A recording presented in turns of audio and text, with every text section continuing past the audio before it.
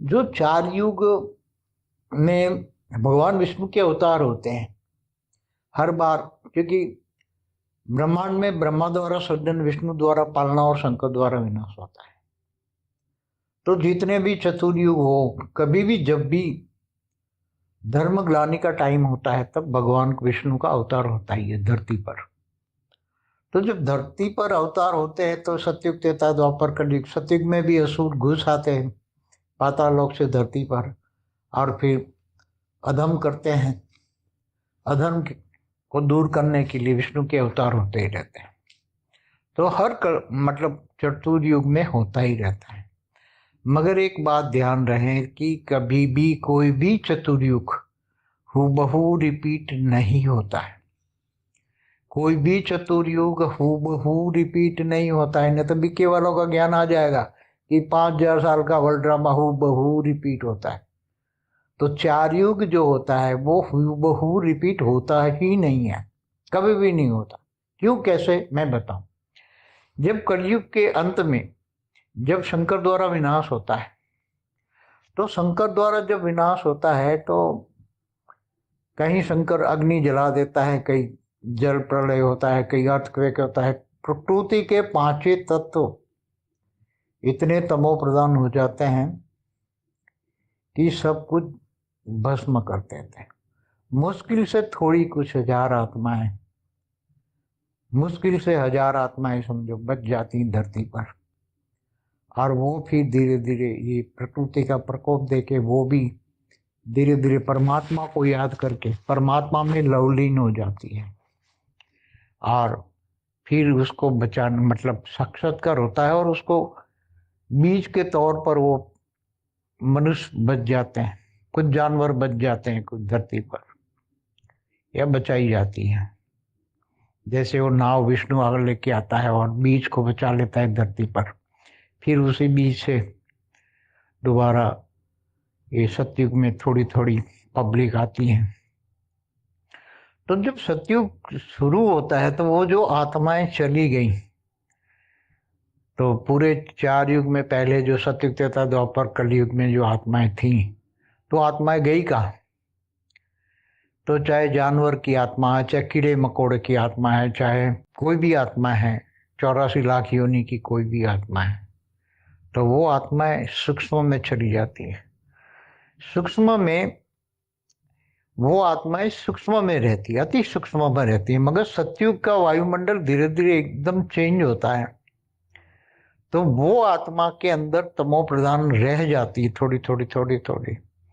तो वो भी वायुमंडल के अंदर रहते रहते सतो प्रधान बन जाती है। सतयुग के अंदर वायुमंडल एकदम सतो प्रधान बनता है।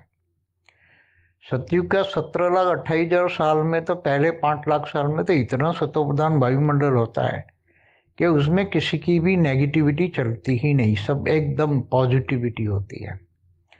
ये जो असुर आते हैं वो सतयुग के अंत में आते हैं धरती पर और उनकी थोड़ी नेगेटिविटी चलती है, तब विष्णु के अवतार होता है। तो विष्णु के अवतार हर बार हूबहू रिपीट होते हैं, वो नहीं होता। विष्णु को बार बार अधर्म का जो युद्ध है उसको काम है अधर्म को विनाश करना, अधर्मियों का विनाश करना, रावणों का विनाश करना, पाप का विनाश करना, पापियों का विनाश करना। तो विष्णु का अवतार है, विष्णु की ड्यूटी है कि वो पालनहार है, ब्रह्मांड का पालनहार, पूरे ब्रह्मांड का पालनहार। जब भूलोक, भूपुरलोक, स्वलोक, तीनों लोक में भी बहुत पाप बढ़ जाता है, जब इंद्रलोक में भी देवताओं का पाप बढ़ जाता है, तो कल्प प्रलय में भगवान विष्णु सूर्य में प्रवेश करके पूरे नीचे 7 पाताल लोक, धरती, मिट्टी, सब कुछ जल बल सब जलाकर भस्म करते हैं। तो देवता भी भस्म हो जाते हैं। तो इसकी आत्मा कहाँ जाती है? तो उसकी आत्मा अग्नि तत्व में रहकर वो आत्मा एकदम निराकारी बन जाती है परम अग्नि के अंदर। आत्मा परम अग्नि की है या परम आकाश की है या परम लाइट की है, परम प्रकाश की है। तो परम तत्वों के अंदर आत्मा निराकारी बन गई। तो निराकारी आत्माओं को वो अग्नि तत्व जला नहीं सकता, इसलिए आत्माएं निराकारी रूप में तो वायुमंडल में रहेगी, तीनों लोक में रहेगी, या पाताल लोक में भी रहेगी, कहीं भी रहेगी, या ऊपर के लोक में भी जा सकती हैं आत्माएं, महालोक में भी जा सकती है, या ऊपर के लोकों में भी जा सकती है। आत्मा निराकारी बन गई, परम तत्वों की है, तो वो ऊपर के लोक में महालोक, जनलोक, तपलोक, सत्यलोक, ब्रह्मापुरी, विष्णुपुरी, शिवपुरी तक जा सकती है, और निराकार है तो परमधाम तक जा सकती है। तो आत्माएं कहीं ऊपर भी चली जाती है, बाद में फिर वो आत्माएं नीचे भी नहीं आती, और दूसरे ब्रह्मांडों से आई हुई आत्माएं तो वो निकल जाती है। कई बार ऐसे असुर, बड़े बड़े असुर होते हैं, वो दूसरे ब्रह्मांड से पावरफुल आई हुई, या गैलेक्सी या यूनिवर्स से या ग्रेट यूनिवर्स से आई हुई आत्माएं होती हैं, वो असुर बन जाते हैं, उस पर आवरण लग जाता है। आत्मा पावरफुल है, 20 कला की आत्मा है, मगर आत्मा में अब 1 कला के ब्रह्मांड में वो आ गई, 20 कला वाली आत्मा असुर बन गई, वायुमंडल उसके आवरण आत्मा के ऊपर असुर वृत्ति का आवरण बन गया, तो बड़ा से बड़ा असुर बनेगा, बहुत बड़ा असुर। मगर जब कल प्रलय में उसके ऊपर अग्नि तत्व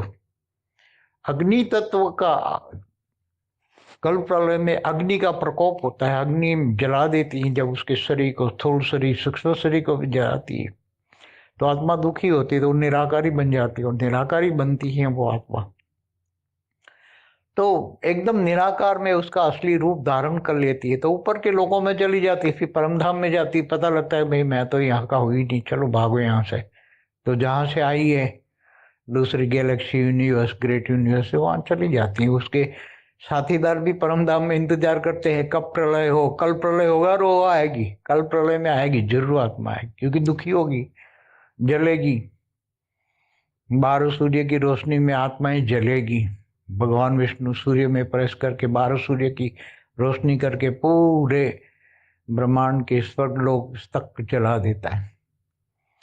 तो आत्माएं फिर उसी टाइम पर सेम आत्मा असुर था, जिसको मारने के लिए भगवान विष्णु का अवतार लेना पड़ा, वो असुर तो दूसरे ग्रेट यूनिवर्स से आया था, वो तो चला गया। अब ये असुर को मारने के लिए सेम थोड़ा आना पड़ेगा, सेम अवतार थोड़े होते हैं, सेम टू सेम थोड़ा होता है, 4 युग, चतुर्युग। कुछ आत्माएं, बहुत सारी आत्माएं तो यहाँ काफी अच्छी आत्माएं फंसी पड़ी हैं, चाहे देवता को स्वर्गलोक में हो, या गांधर्व, किन्नर, यक्ष भी अच्छे आत्माएं फंसी पड़ी है, मनुष्य अवतार में भी, पाताल लोक में भी अच्छी आत्माएं। आवरण जब अग्नि तत्व में, कल प्रलय में अग्नि सबके आवरणों को हटा देती है, तपाती है, तो वो अग्नि से बचने के लिए आत्मा निराकारी बन जाती है, और परम तत्व इमर्ज होता है, उसकी आत्मा निराकारी बन के उसके आवरण में केवल परम तत्व रहता है, और परम तत्व बचाता है, उसको स्वर ज्ञान हो जाता है, और फिर धीरे ऊपर के लोक में चली जाती है। तो बहुत सारी आत्माएं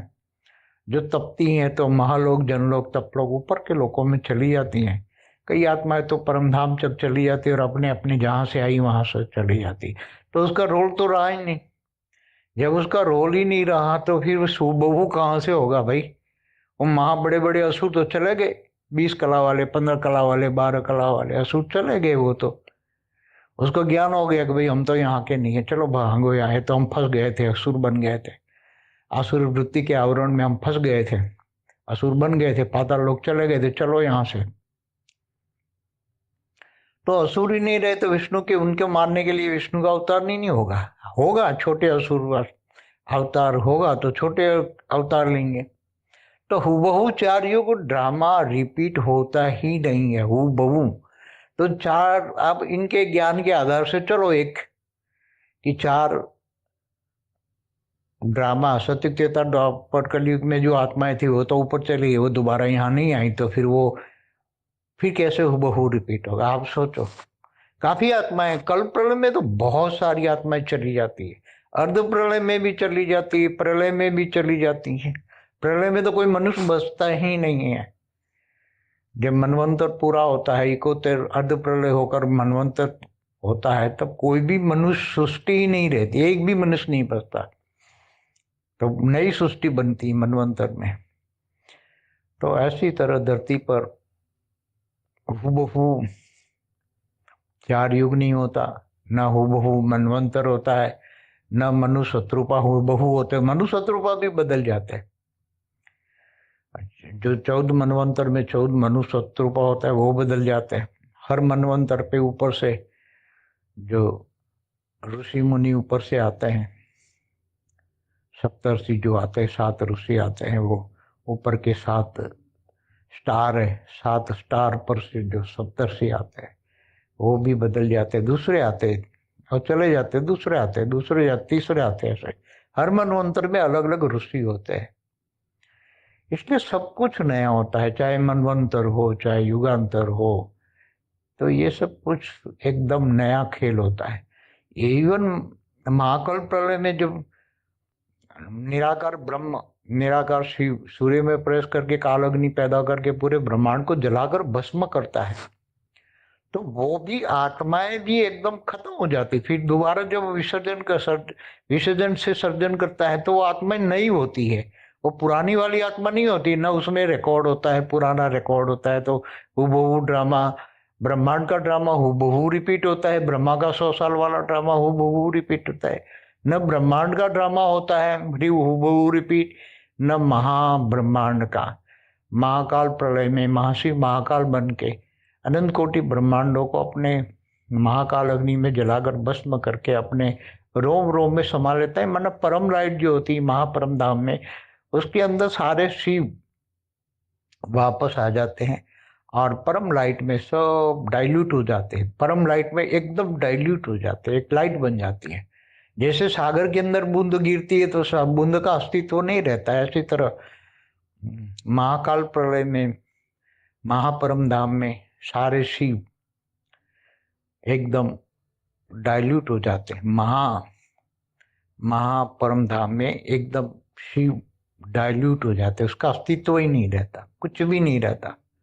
फिर जब दोबारा महाशिव एक संकल्प करके अनेक शिव पैदा करता है, तब नए नए शिव होते हैं, नया ब्रह्मांड होता है, सब कुछ नया होता है, सब कुछ नया होता है। इसी तरह परम महाशिव जी भी जब पूरा यूनिवर्स वाइंड अप कर लेता है तो उसके अंदर सब कुछ वो परम लाइट में सब डाइल्यूट हो जाते, महाशिव सारे के सारे परम महाशिव परम महाब्रह्मांड में लाइट में डाइल्यूट हो जाते हैं। व्यास महाशिव भी कुछ भी नहीं बचता, अस्तित्व ही नहीं बचता उसका।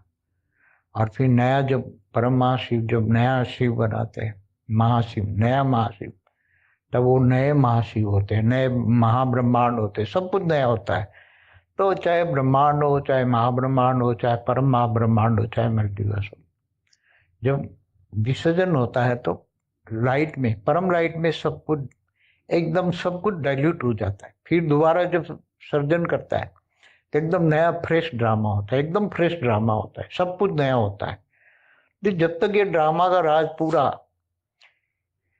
बेहद का ड्रामा का राज समझ में ना आए, सर्जन विसर्जन समझ में ना आए, समय जब परम धाम में हो तो ये एक ही सेकंड में सारा ड्रामा ब्रह्मा का 100 साल हो जाएगा परम धाम में।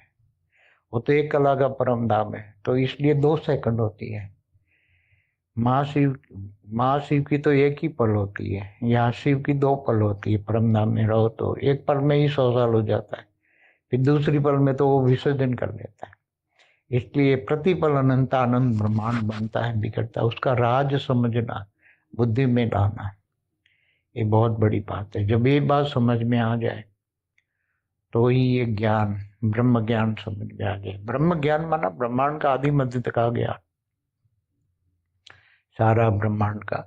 इसलिए शास्त्रों में तो मेरे हिसाब से तो ये सब कुछ ये आटो में नमक जितनी सच्चाई है, बाकी सब गेप गपोड़े लगा दिए। बहुत पहले परात की बातें अब लगा दी। पहले परात में जो सब चीजें थी या सत्युग त्रेता में भी जो चीजें होती हैं वो आज के कलयुग में मनुष्य सोच भी नहीं सकता, क्योंकि सत्युग के अंदर सब कुछ सोने जैसा होता है, आत्मा की स्टेज भी सोने जैसी होती है। कलयुग में आते आते लोहे वो बन जाती है आत्माएं, धरती पर भी लोहा बन जाता है, सोना अस्तित्व कम होता है।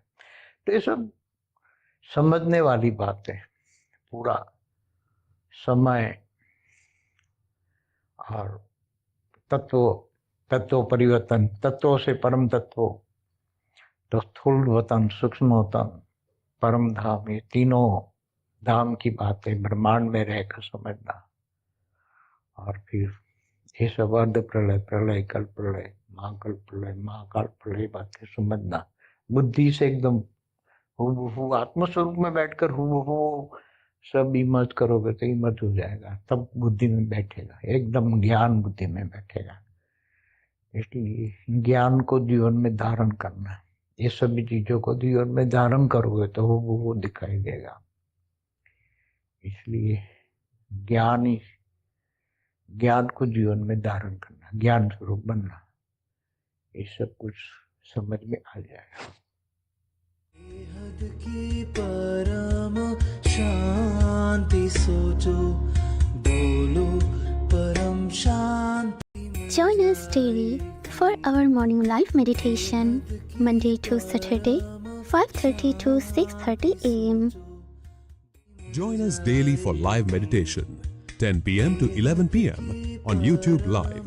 Subscribe now. Website www.paramshanti.org. Email us anand@paramshanti.org. Like, share, subscribe. Join today. बेहद की परम